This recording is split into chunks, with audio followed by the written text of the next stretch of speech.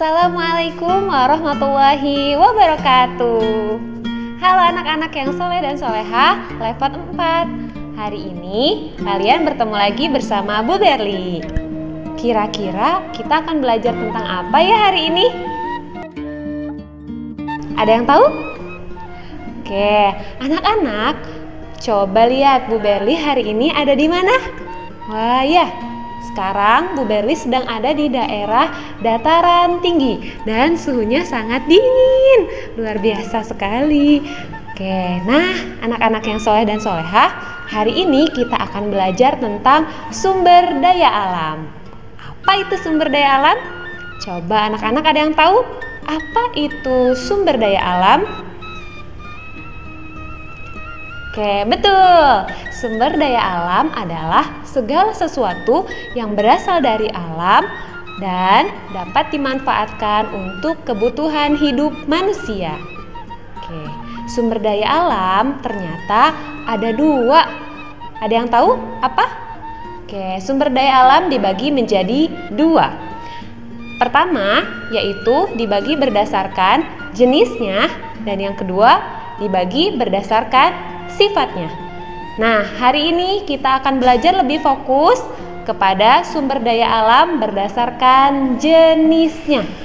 Nah, sumber daya alam berdasarkan jenisnya juga dibagi lagi menjadi dua. Sumber daya alam berdasarkan jenisnya, yang pertama ada sumber daya alam hayati dan ada sumber daya alam non-hayati. Apa ya perbedaannya? Coba kita cari tahu terlebih dahulu ya.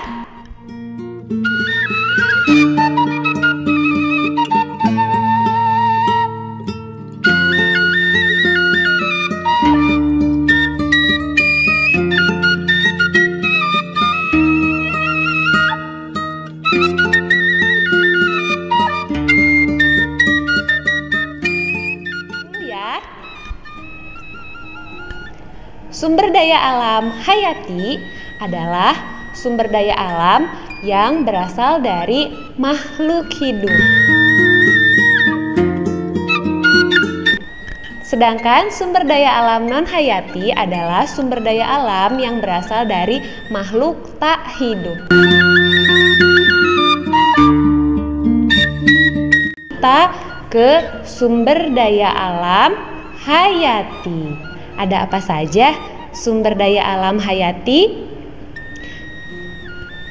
Ternyata beras yang kita makan atau nasi yang kita makan ternyata merupakan salah satu contoh sumber daya alam hayati atau sumber daya alam yang berasal dari makhluk hidup. Wah, apakah benar nasi adalah sumber daya alam hayati? Kan nasi tidak hidup. Oke, nasi berasal dari beras, sedangkan beras dihasilkan dari padi. Dan padi adalah salah satu tumbuhan atau makhluk hidup. Jadi, nasi yang kita makan setiap hari merupakan salah satu contoh sumber daya alam hayati atau sumber daya alam yang berasal dari makhluk hidup. Ya, jadi sumber daya alam hayati adalah segala macam sumber daya alam yang bisa kita manfaatkan untuk kehidupan sehari-hari yang berasal dari makhluk hidup. Salah satunya adalah padi atau tumbuhan. Selain itu, kita juga biasanya sehari-hari sering mengkonsumsi atau memakan ayam goreng. Nah, ayam goreng apakah sumber daya alam hayati? Ya, betul. Ayam goreng adalah salah satu contoh sumber daya alam hayati karena ayam goreng berasal dari ayam. Ayam adalah hewan, yaitu hewan merupakan makhluk hidup. Jadi, sumber daya alam hayati adalah sumber daya alam yang berasal dari makhluk hidup. Ada ayam atau hewan dan ada juga tumbuhan. Salah satunya padi yang menghasilkan beras dan bisa kita makan ya. Lalu kalau sumber daya alam non hayati, ada yang tahu apa saja contohnya? Ya, sumber daya alam non hayati atau sumber daya alam yang berasal dari makhluk tak hidup atau benda mati. Salah satu contohnya adalah air, kemudian matahari, cahaya matahari, kemudian ada tanah, kemudian ada berbagai macam hasil tambang. Oke, ternyata sumber daya alam non hayati juga dapat bermanfaat bagi kehidupan sehari-hari kita loh. Salah satu contohnya adalah air. Air apa ya fungsinya? Air memiliki fungsi yaitu untuk minum, kemudian untuk mandi, kemudian untuk mencuci dan lain sebagainya. Nah, ada juga manfaat yang dapat kita ambil dari sumber daya alam non hayati. Salah satunya juga ada matahari. Matahari dapat dimanfaatkan melalui cahayanya.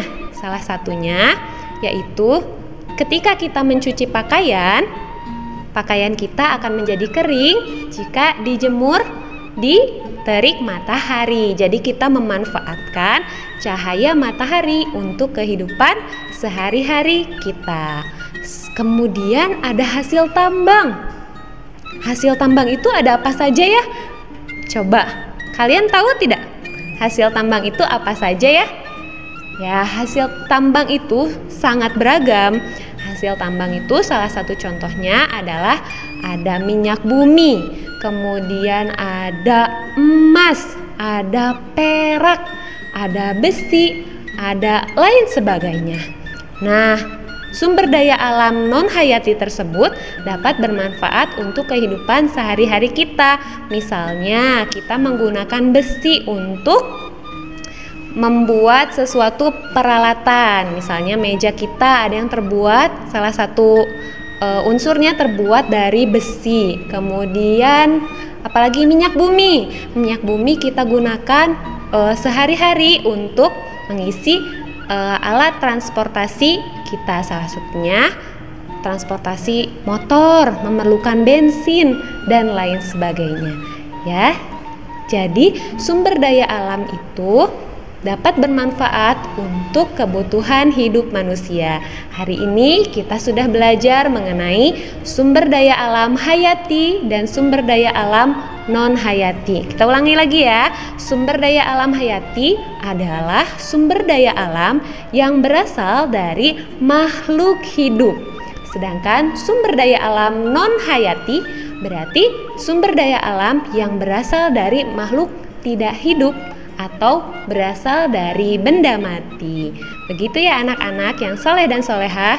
Semoga anak-anak yang soleh dan soleha ini bisa memahami perbedaan antara sumber daya alam hayati dan sumber daya alam non hayati. Terima kasih anak-anak yang soleh dan soleha. Sampai berjumpa lain waktu. Assalamualaikum warahmatullahi wabarakatuh.